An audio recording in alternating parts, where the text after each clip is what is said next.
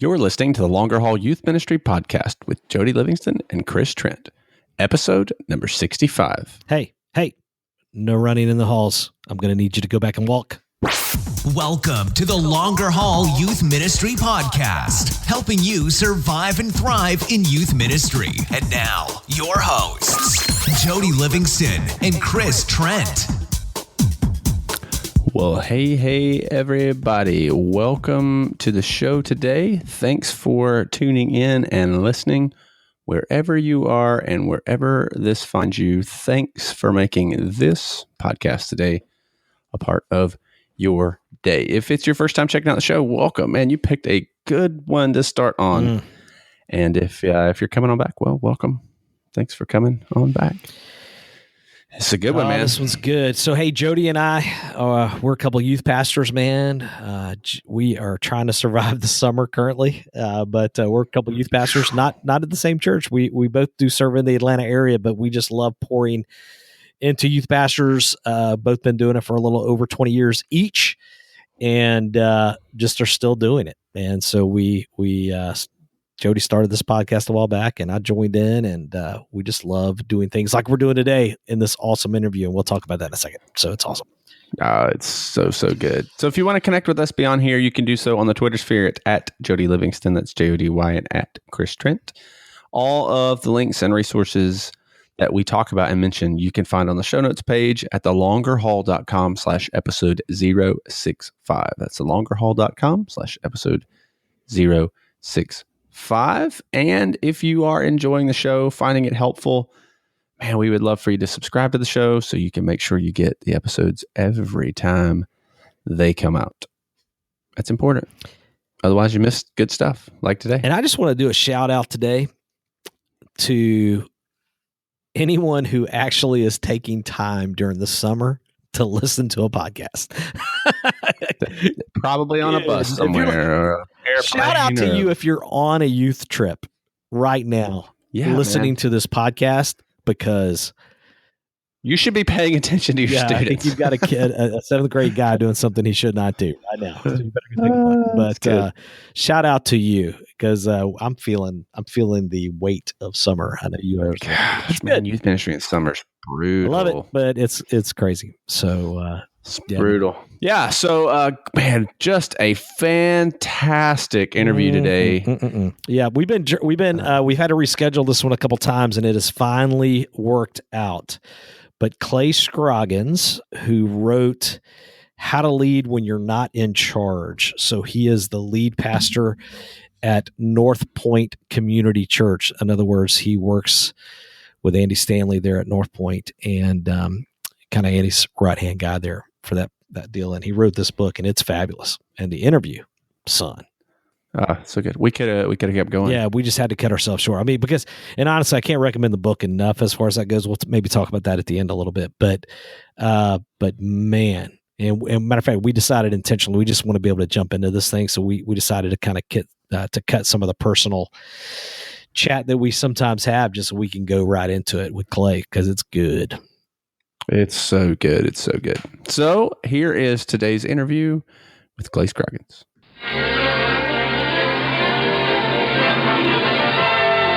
And now we're pleased to bring you our feature presentation.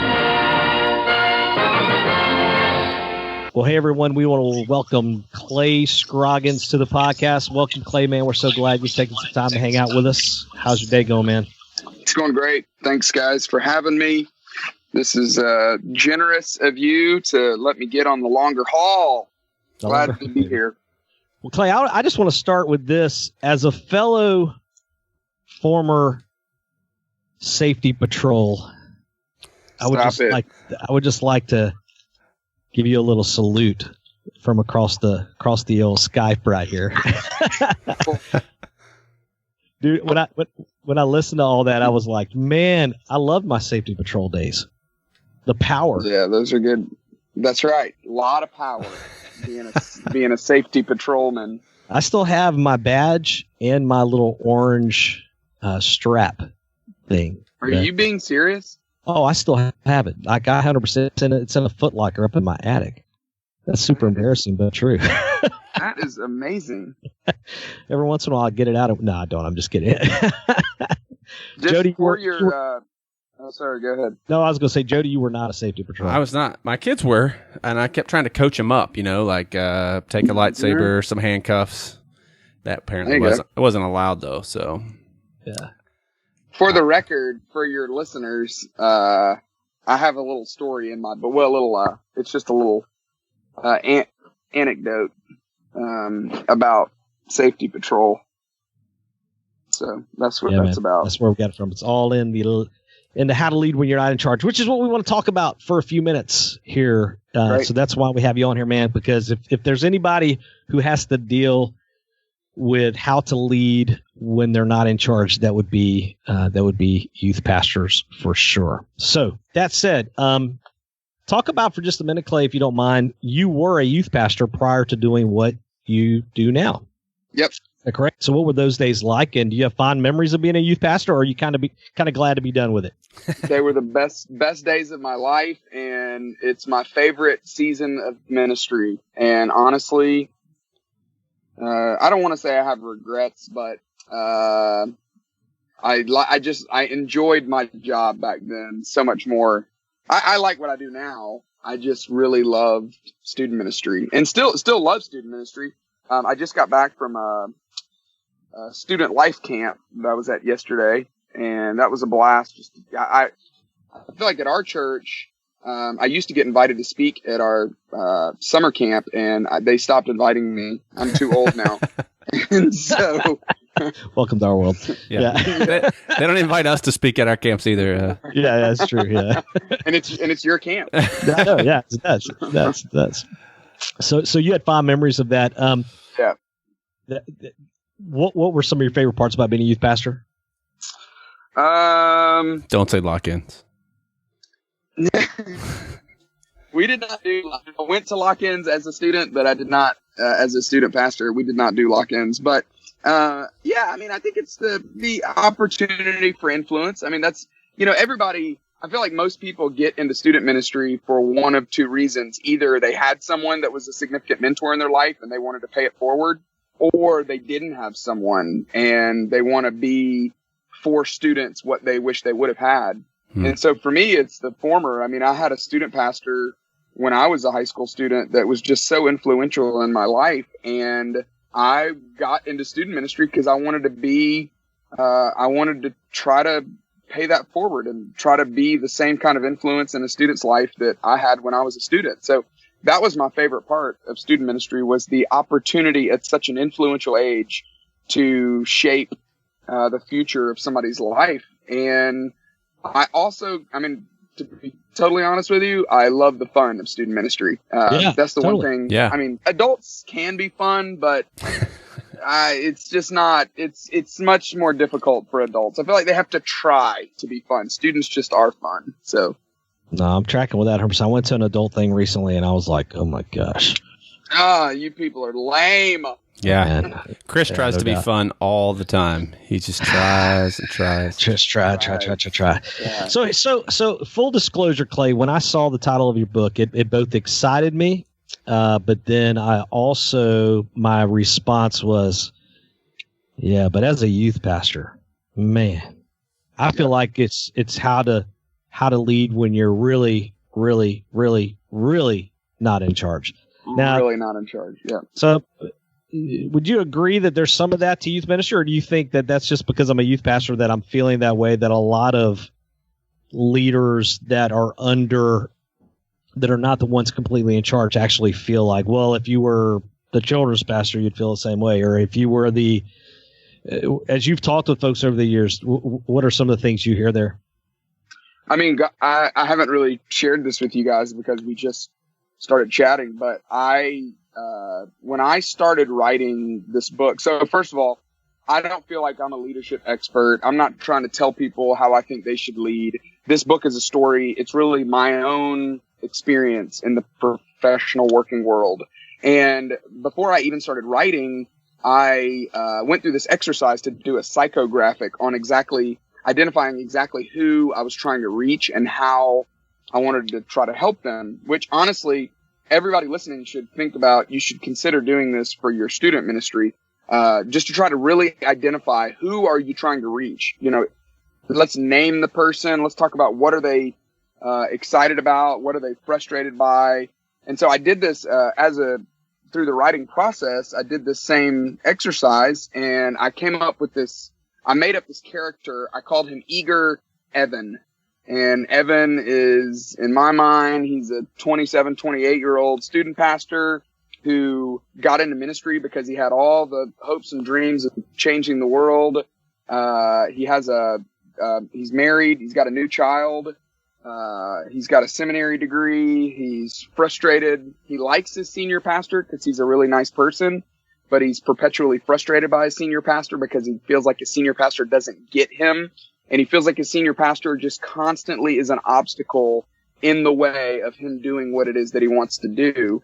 And so this book really, to me, is my own story of how I'm trying to not use my lack of authority as an excuse, but instead trying to leverage influence, which every one of us has an opportunity to do that. But certainly student pastors, I feel like this is a difficult, not having as much authority as one would want, I definitely think is common for student pastors. So let me ask this before we get too far, because normally we would ask this off the front, but I forgot. For those who maybe are listening, Clay, who don't know, I mean, we obviously talked about the book, but they don't really know your role and what you do currently now. Yeah. Can you explain that just real quick? Yeah. I grew up in Tuscaloosa, Alabama. My family rolls with the Tide. They play football in Tuscaloosa. I moved to Atlanta to go to Georgia Tech. I was an engineering student. I hated it. I made myself finish because I just didn't want to quit. Even though I knew I wasn't going to be an engineer, I wanted to go into ministry. And I decided I want to go into ministry because I started attending North Point Community Church in Atlanta, North Atlanta. It's a little suburb called Alpharetta. Andy Stanley is the pastor of North Point Community Church. And so I went to seminary, met my wife in seminary, moved back to Atlanta, and started working at North Point. At that point, we had gone multi-site. So I was the high school pastor for about 5 years. And while I was there, the scariest part of my job and one of my favorite parts of my job was all three of the Stanley kids were in our high school ministry while I was the student pastor there. So that was a blast, and also a lot of pressure at the same time. And then maybe about 7 years ago, Andy asked me to move back to Brownsbridge and be the campus pastor at that local church. And then I moved to North Point, back to North Point 3.5 years ago to be the campus pastor at North Point Community Church. And so that's where I currently serve. That's what I've been doing. I oversee our staff. I lead our we call it, we really don't use the term campus. We call them local churches because even though we're a network of churches, our hope is to try to create great local churches and communities. We feel like every community ought to have a church that unchurched people love to attend. And that's our vision. That's what we're trying to do. And that's the role that I play in the body. Yeah. It's good. So I think, and I love that. I mean, you even talk about that, right, in the beginning, kind of living in that shadow. Man, I think that would be that'd be scary. It'd be intimidating. The shadow of Andy Stanley. Yeah. I've got like a sleeping bag in that shadow. It's my cocoon. I'm very comfortable. Yeah. It's a great shadow to be in. Yeah. Can I tell this quick story? This happened like a couple months ago at our church. You know how, after the service, like people, this happens in student ministry, adult ministry, all the same. You can sense when somebody's standing there waiting to talk to you, and usually it's not good. Usually they are frustrated about something. So this lady was standing there and she was holding her cell phone, and she comes up to me and she goes, "Oh my goodness, I've always wanted to meet you." And I was like, wow. No one has ever said that to me. But that's cool. So she was like, "I really would love to get a selfie with you." And I'm like, oh my gosh, like this is incredible. Like I wish high school would have been like this for me. And so she goes on to say, "I drove all the way here from Tampa, Florida. I listen to you all the time. In fact, I just started thinking while I was sitting here today, I've never actually seen you. I've only heard you. And I was like, this is really weird. And I think this lady's confused. And then she goes, you look a lot like your dad. And I was like, what are you talking about? And she said, yeah, I listen to, she said, now I've watched him preach on TV a lot. So then I realized, like, oh, this lady thinks that I'm Andy Stanley. I'm Charles Stanley's son. I'm like, this is hilarious. So I played it out a little bit longer. I went with it. And then I finally told the lady, I was like, hey, I think you're confused. I think you might be confusing me for someone. And she said, oh my goodness, are you not Andy Stanley? I was like, no, my name's Clay.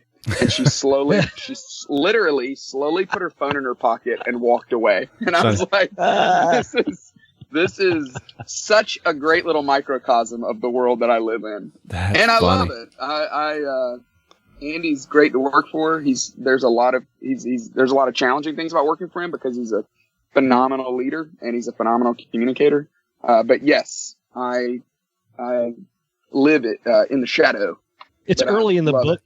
It's early in the book, Clay, but I love the story. Could you give a little bit of the quick version of the story when you're sitting in his office? Really, it sets up the whole book, in terms of what that must have been like whenever you were really challenged for the first time, whenever he just kind of called you out on some of your ideas there. And honestly, it leads up to a question I'd like to ask, at the end of that story related to what I think some youth pastors struggle with.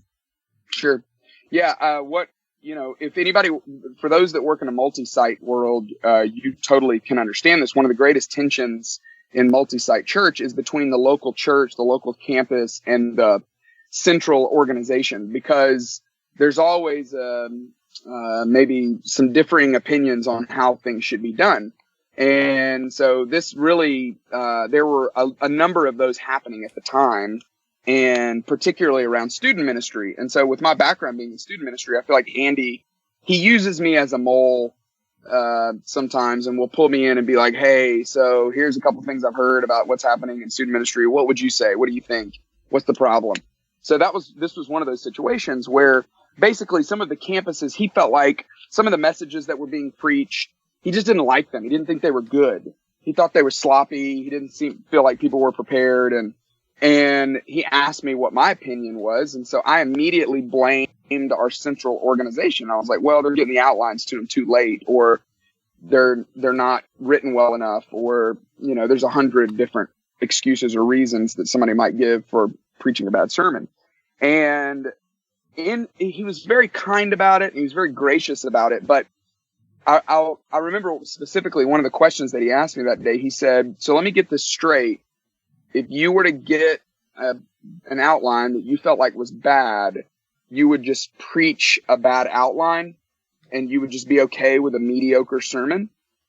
And in his patience and kindness, I feel like he was helping me come to terms, or helping me even expose the victim mentality that I had been leading with, that I was basically making excuses for my lack of leadership, my lack of ownership. But the subtitle of the book is Leveraging Influence When You Lack Authority. I was basically doing the opposite of that. I was making excuses because I lacked authority, instead of going, you know what, the best thing to do, a great leader would take the outline, would do whatever he or she needs to do to make the outline great, and then would go have the hard conversation afterwards of, hey, this is what I felt like wasn't great about it, and I feel like here's a couple ideas on how we can improve this going forward. I was too blind to be able to do that at the time. So that was kind of the big light bulb moment for me. The story's there's nothing interesting about the story to me, but for me, it really was like the moment where I go, oh my goodness. Have you ever been in a situation where you feel like you smell, and then you're like, oh my goodness, like, do I smell? Like, am I like, what's going on? And it was one of those moments where I was like, I think this is me. Like, I think there's something wrong. Maybe the outlines weren't great, but I'm playing the victim card, and I'm not owning my own opportunity and responsibility to lead well in this moment, even though I don't have all the authority that I think I might want. So that was the situation for me. And I feel like so many youth pastors, and probably leaders, period, but and I know I personally struggled greatly and even from time to time still am tempted to struggle, in this area because that just requires a huge amount of humility, because you got to be willing to say, man, like, I need to own my part in this whole deal.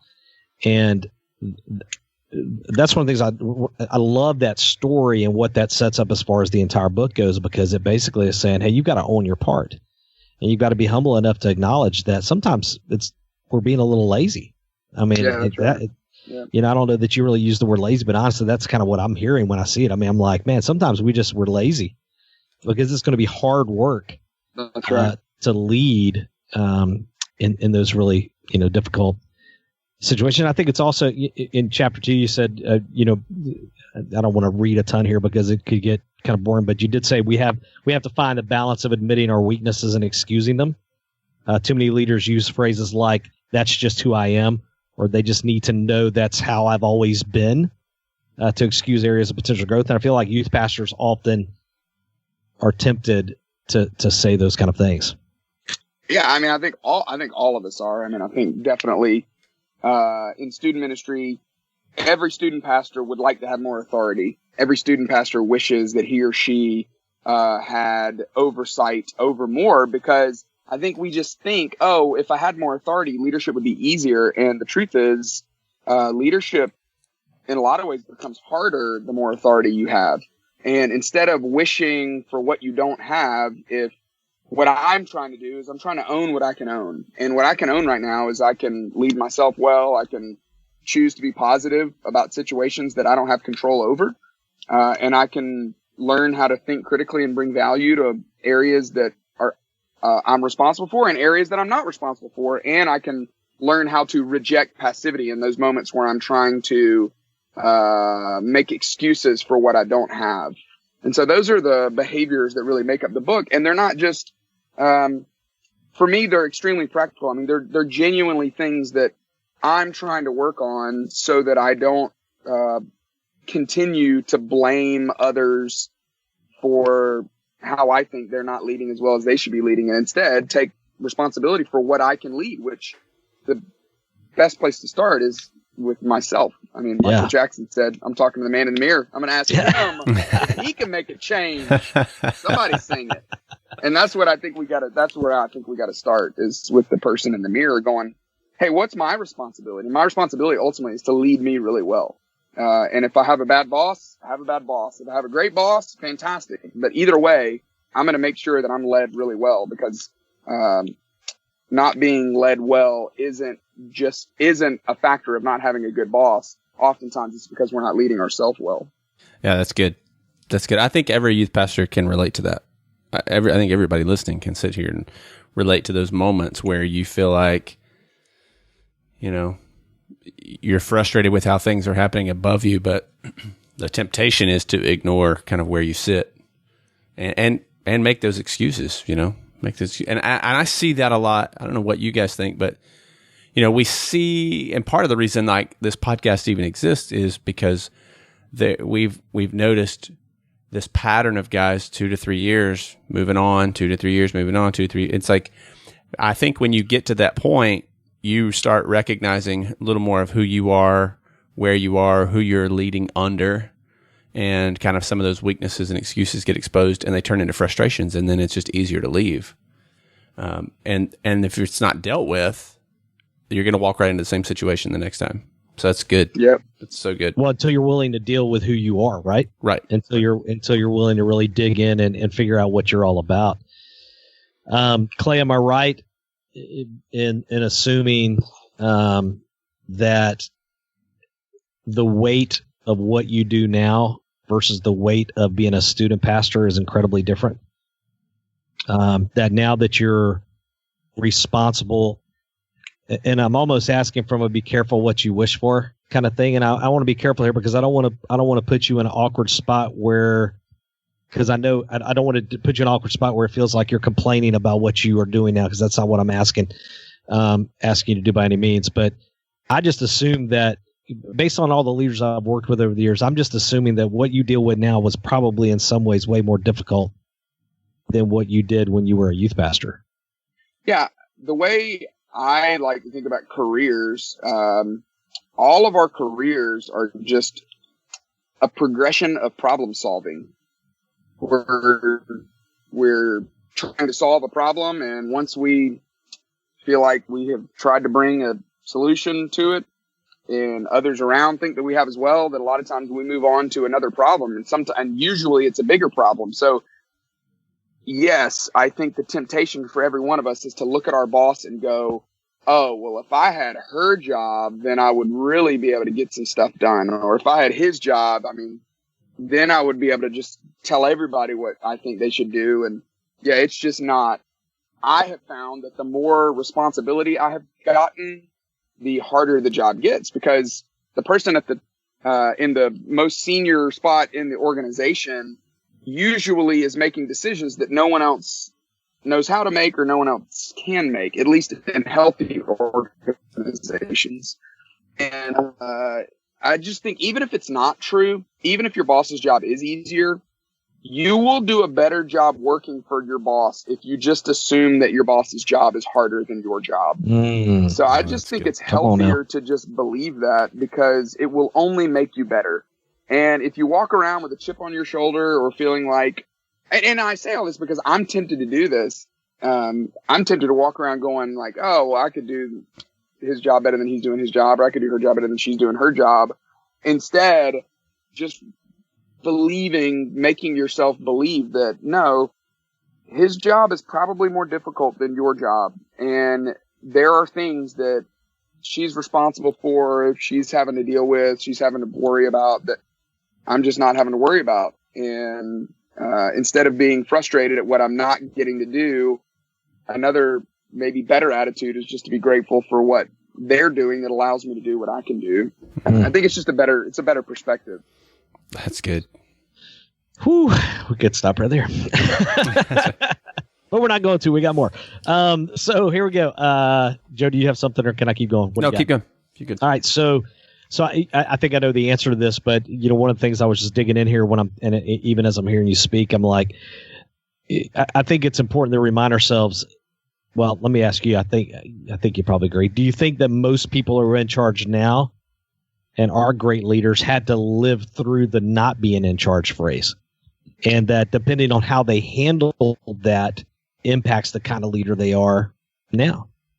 Yeah, I mean, certainly there are people who, Mark Zuckerberg, he would be an exception to this rule. It feels like he's been in charge. Okay, yeah, he gets a pass on this. Yeah, this right exactly. here. Yeah. And there's a lot of pastors. I mean, Andy, he started our church when he was, I think, 37 or 38. And so he's been in charge for a long time. But I mean, Jesus is the one that introduced this lesson to us, that if you're faithful with a little, God is the kind of father that likes to give more to people that are faithful with a little. So But you said, I don't mean to interrupt, but you said 37 or 38, but even like with Andy Stanley, if you're a 25-year-old listening and you're thinking, oh man, I want to be in charge. I mean, 37, 38, that's still, for a lot of guys, that's still several years down the road. That's 10, 15 years worth of experience and growth that had to take place for him before all of a sudden he was the guy. Yeah, you're absolutely right. Yeah. Sorry to interrupt you. No, you're right. The lesson of be responsible, be faithful with what God's put in front of you, and he'll give you more. I think that certainly seems like the way God works in his economy. And so what I try to encourage people, what I'm trying to encourage myself is, if you feel like you haven't been discovered, I use the example of, did you guys see that documentary called Muscle Shoals? It was really interesting. I mean, I grew up in Alabama. There's this recording studio called Fane in Muscle Shoals where, tons of big time artists, Rolling Stones, Eric Clapton, even current people like Carrie Underwood have recorded in this little tiny studio in this tiny town. And I just remember watching that documentary going, that is incredible that this little studio that was doing really great things got discovered. And the truth is, if you're doing something great, people will find you. And if they haven't found you, then maybe the answer is keep working on your craft, because it's not time yet and you need to get better. And, I know the goal of student ministry is not to move on to something bigger or something better. But for a lot of people in student ministry, you just want to do more. That's where I was. I I wanted to lead however God wanted me to lead in whatever capacity he wanted me to lead. I was not looking to be done with student ministry. If you would have asked me when I was in student ministry what I wanted to do when I was done with student ministry, I would have said retire, because I wanted to be in it for life. That's what I was wanting to do. And it was an opportunity came along where my boss's boss said, "Hey, would you be interested in taking on more responsibility?" So I think all of our careers are just solving larger and larger problems. And if you don't feel like you've been seen, don't give up. Keep working hard, and God has more where you are. And so keep working on your craft and keep working on your skills and keep trying to get better, which anybody listening to this podcast is somebody who's trying to get better. I think that's what's amazing about what you guys are doing. You're providing a resource to try to help people get better at what they're doing, which I think is just tremendous. So yes, I definitely agree that you learn how to lead not by being in charge. You learn how to lead by learning how to develop and cultivate influence when you're not in charge. Because the best leaders don't lead with authority. The best leaders lead with influence, even when they are in charge. And that's the most impactful thing you could do today, is figure out how can I, even though I don't have authority, how can I learn to develop influence? Because when I get to be in charge, I'm going to want to have that influence to be able to lead with. That's good. I think the struggle often for student pastors comes maybe when you have those moments, and gosh, every youth pastor has this, where I can't wait to see what God does in your ministry one day from the loving church member, or I wish you got to preach more often. I love to hear you preach, or those comments that are well intended, well meaning. That can be really conflicting for the youth pastor in that job and that role. You're totally right, because what it communicates is what you're doing right now is not as important as what you could be doing someday. And I mean, that happens to me still, where people say, "Hey, when are you going to get out and lead your own thing?" And what they're saying is, you're not really leading until you're actually in charge. Yeah. And it's just a lie. That's just not true. That what you're doing right now matters greatly. And I think you're absolutely right that people are they have great intentions when they say that. But what they're doing is they are allowing themselves to believe a lie as well. That the lie is, if I'm in charge, I'm leading. And if I'm not in charge, then I'm not leading. And that's just not true. That you can lead from whatever position you're in.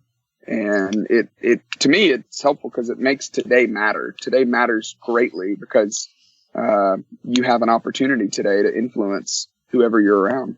Yeah, love it. So maybe jumping into some real practical here for a minute then, as we head towards the end of this thing. Towards the end of the book, you really dig in with more of the practical, like, hey, how can you challenge well to make change happen? So as I looked at that chapter, it excites me, but it also scares me a little bit, because I'm thinking some youth pastors might be thinking it's pretty risky. The idea that I would challenge who's in charge, the idea that if I'm a youth pastor in a church, that I would challenge the authority that is over me, because I already feel so far down the totem pole, it's not even funny. That feels risky to me. But in that, you talk about some relational capital type things. Can you speak to that for just a moment? Or I can ask specific questions, either one. No, that's great. That's exactly what happened, Chris, was I got to the end of writing about these 4 behaviors that I'm trying to work on. And I thought, you know what? If we start to apply these, I know if I start to apply these, it's going to mean that I'm going to have some hard conversations. Because change doesn't happen until something's challenged. That's why change happens. Change happens because something is challenged, usually the status quo. And if you begin to challenge, not in a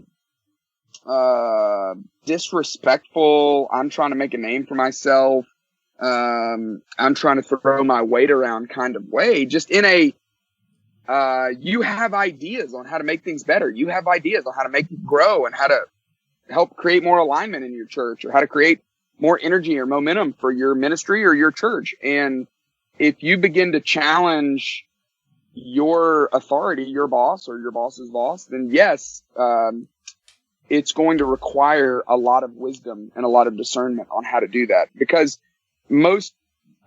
probably the greatest problem with how people challenge is that they don't do it. I mean, because most of us back down thinking, oh, well, this might cost me a promotion, or this might cost me influence, or this might cost me my job. I love the scene from First Night with Richard Gere. Great movie. Classic 90s, maybe late 80s. I don't know. And there's this scene where Lancelot is like jousting this guy in the city court, whatever you would call it back in the day. And this big giant comes along. The giant's like dominating everyone. And Richard Gere, who's playing Lancelot, comes up and like challenges the guy. And he takes the giant's sword. And so now Richard Gere, Lancelot, has got both swords. And the giant says, "Oh my goodness, that's amazing. How did you do that?" And Lancelot says, "Well, you have to know 3 things."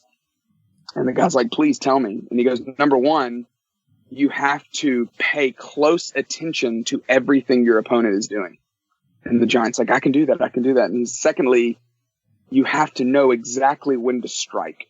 And he said, "Okay, I can do that. And then he said, "Number 3, you cannot be afraid whether you live or whether you die." Mm-hmm. And I feel like if you or I are afraid, you just got about 30 youth pastors fired with that. Well, it's true. Be careful out there, people. If you're going to challenge well, in a way, you have to be fearless, because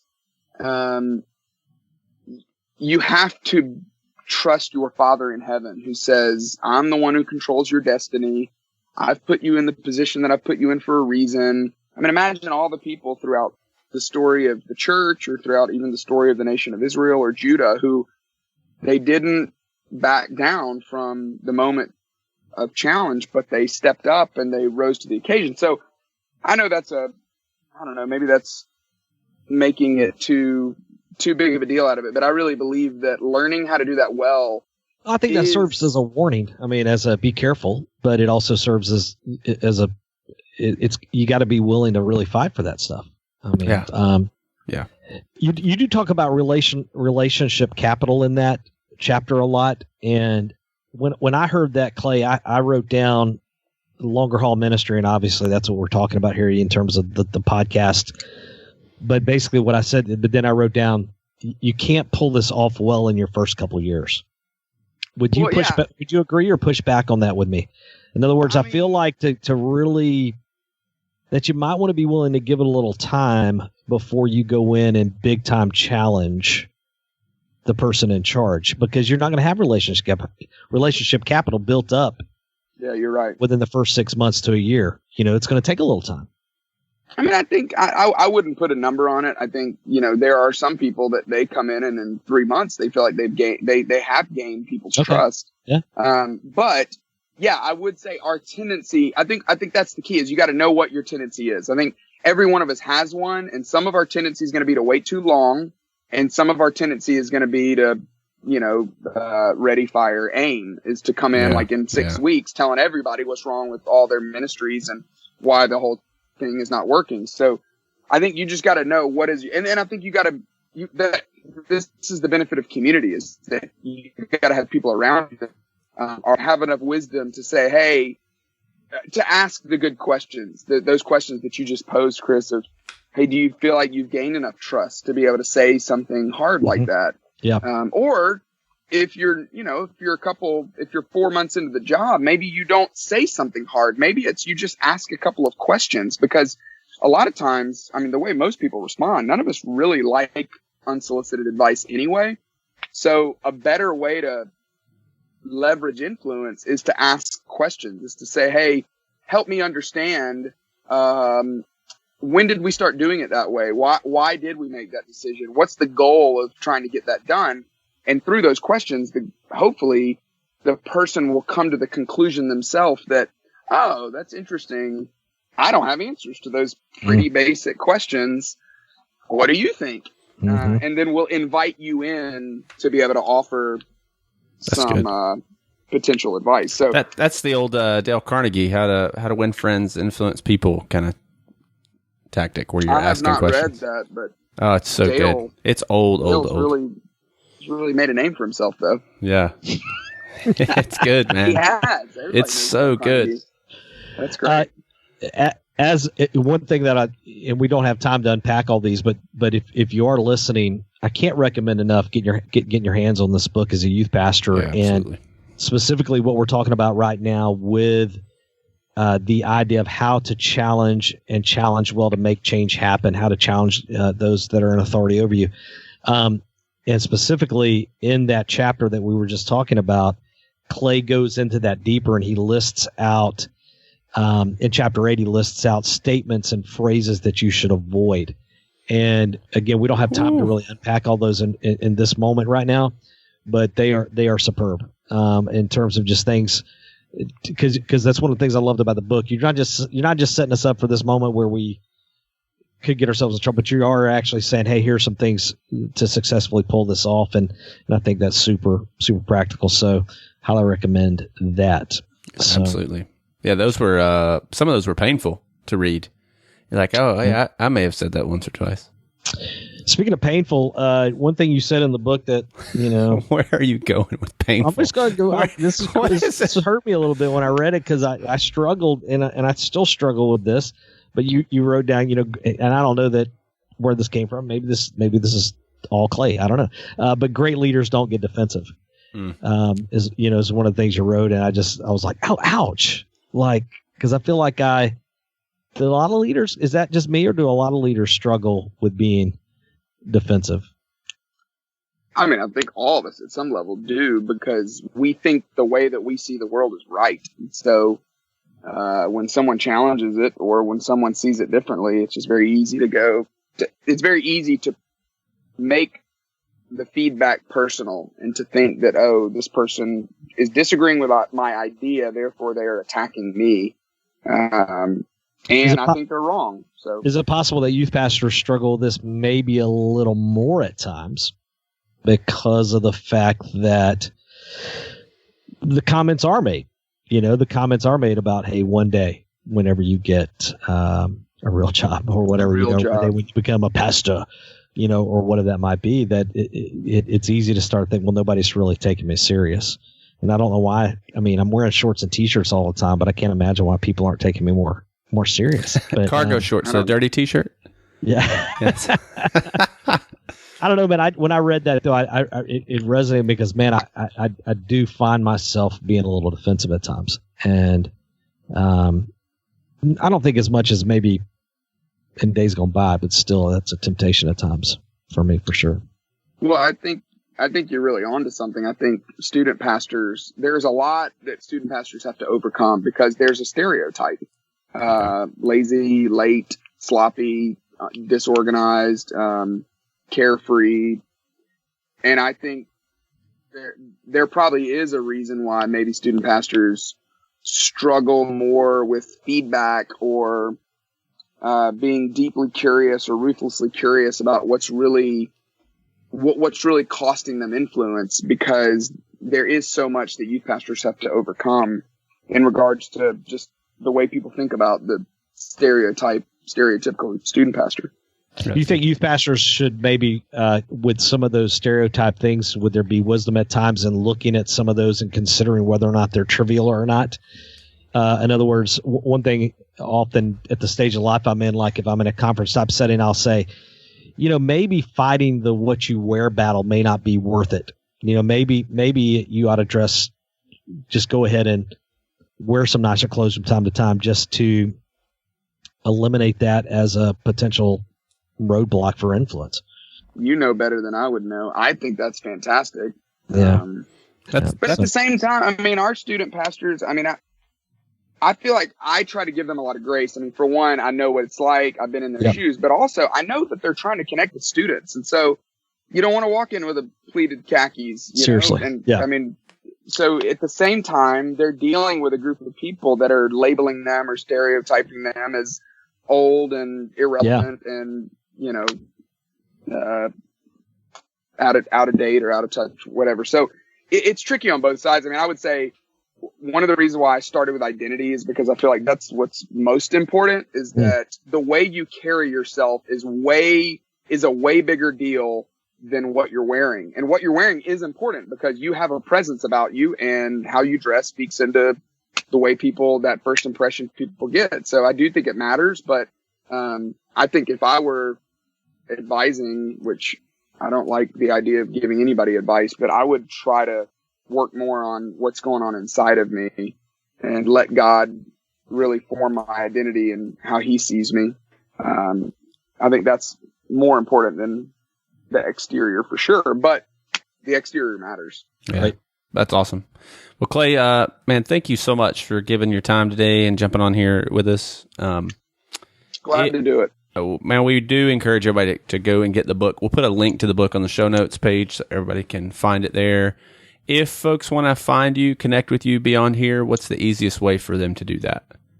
Yeah, I am on Twitter at Clay Scroggins, Instagram at Clay Scroggins. I've got a website, clayscroggins.com. There's I hate having that URL, by the way. I wanted to get a different one, but they were like, well, it's your name. So anyway, there's on the front of the website, though, there's a tool that we created for teams to use to discuss.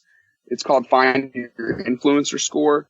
And it's a quick little survey that basically will help begin a conversation with you and the people that you work around, or the team that you work on, to help you discover how you're doing. Are you leveraging influence, or are you waiting on authority?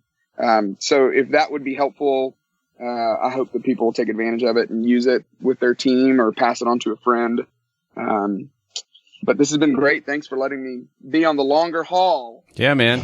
We're it's been awesome to have you, man. Yes, sir. Well, we'll put links to all that on the show notes page. Again, reach out, go get the book. It's so good. It's so helpful. I think every student, it ought to be required reading, really, for student pastors. And you will find yourself throughout the book relating so much with the things that Clay's talking about. So, man, thanks again. We'll catch you later then. Thanks, guys. All right, see you, bud. Well, there you have it. Man, what a great interview. Jeez.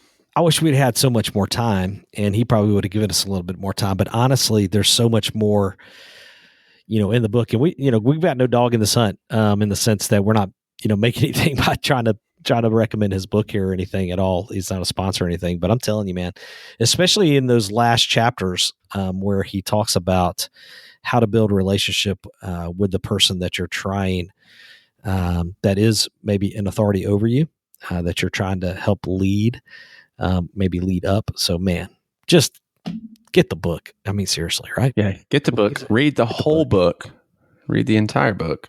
Or get it on Audible. I actually have it on Audible as well. Yeah, I have it on Audible as well. Yeah, and he's a pretty funny guy to listen to, as far as just kind of. Yeah, he actually, it's cool because in this case, he's the one that actually narrates the book, so you can hear totally. him. Yeah, it's a great resource to have. So I use Audible like all the time. Yep, check it out. It's my favorite. Be sure to jump over to the podcast Facebook group if you want to discuss this interview at all. So if there's anything that comes out in the interview that you want to throw out on the Facebook group as a point of discussion, or maybe dig in a little bit deeper as a group, we'd love to do that. That'd be fun. Yep. Join the super secret podcast group with all of the other people that are there. And make sure you subscribe to the show if you enjoy it. It's we appreciate you listening and giving your time to do so. You should probably go pay attention to your students now.